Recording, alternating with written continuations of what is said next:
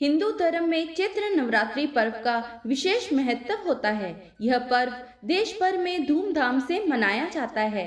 चैत्र नवरात्रि के 9 दिनों में माँ दुर्गा के 9 स्वरूपों की पूजा की जाती है। चैत्र नवरात्रि में भक्त अपने घरों में कलश की स्थापना कर 9 दिनों तक अखंड ज्योति जलाते हैं। आइए जानते हैं घट स्थापना का शुभ मुहूर्त, शुभ योग, घट स्थापना की सामग्री तथा घट स्थापना की सरल विधि के बारे में। आइए जानते हैं घट स्थापना का शुभ समय। 9 अप्रैल को घट स्थापना के लिए शुभ समय सुबह 6:02 से लेकर 10:16 तक का है।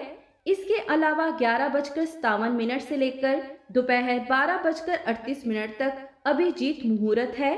घट स्थापना करने के लिए ये दोनों समय शुभ होंगे। आइए जानते हैं इस दिन कौन कौन से शुभ योग बन रहे हैं। चैत्र नवरात्रि के पहले दिन प्रतिपदा तिथि पर सर्वार्थ सिद्धि योग और अमृत सिद्धि योग का निर्माण हो रहा है। इस दिन अमृत और सर्वार्थ सिद्धि योग का निर्माण सुबह 7:32 से हो रहा है। ये दोनों योग संध्या काल 5:06 तक होंगे। आइए अब हम जानते हैं घट स्थापना की पूजन सामग्री। घट स्थापना की पूजा के लिए हमें चाहिए घट यानी मिट्टी का पात्र, जौ, मोली, सिंदूर, चंदन, इत्र, कलश, गंगाजल, धूप बत्ती, आम के पत्ते, हार, फूल, सुपारी, ध्रुवा, अक्षत यानी साबुत चावल, सिक्के, नारियल, 5 प्रकार के फल, चौकी पाठ, माता की चुनरी, लाल कपड़ा, नवेद यानी फल, मिठाई आदि। आइए अब हम जानते हैं कैसे करें घट स्थापना और पूजा की सरल विधि। प्रतिपदा तिथि पर सुबह जल्दी स्नान करके पूजा का संकल्प लें। घट अर्थात मिट्टी का घड़ा, इसे नवरात्रि के प्रथम दिन शुभ मुहूर्त में ईशान कोण में स्थापित किया जाता है। घट में पहले थोड़ी सी मिट्टी डालें और फिर जौ डालें, फिर एक परत मिट्टी की बिछा दें, एक बार फिर से जौ डालें, फिर से मिट्टी की परत बिछाएं।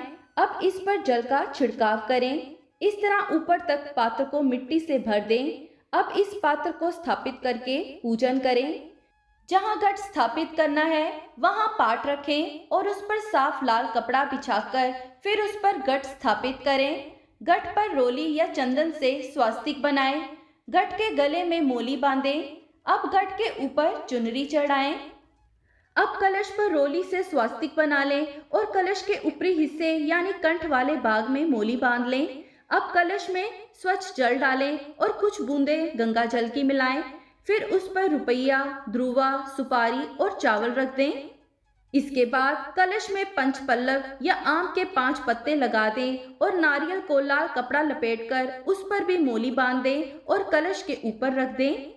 अब कलश को मिट्टी के उस पात्र के ठीक बीचों बीच रख दें जिसमें आपने जौ बोए हैं, अर्थात घट के ऊपर रखें। अब घट और कलश की पूजा करें और माँ दुर्गा के नाम 9 दिनों के लिए अखंड दीपक जलाएं। फल, मिठाई, प्रसाद आदि घट के आसपास रखें। इसके बाद गणेश वंदना करें और फिर सभी देवी देवताओं का आवाहन करें।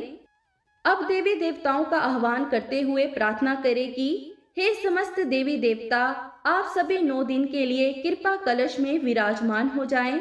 आवाहन करने के बाद ये मानते हुए कि सभी देवगण कलश में विराजमान हैं, कलश की पूजा करें। कलश को टीका करें, अक्षत चढ़ाएं, फूल माला अर्पित करें, इत्र अर्पित करें, नवेद यानी फल, मिठाई आदि अर्पित करें। कलश स्थापना के बाद फिर माँ भगवती को चुनरी चढ़ाएं और उनको प्रणाम करते हुए अपने व्रत को आरंभ करें। ये थी सारी जानकारी। आशा करती हूँ आपके लिए ये वीडियो मददगार रही होगी। आप सबका दिन शुभ रहे। धन्यवाद।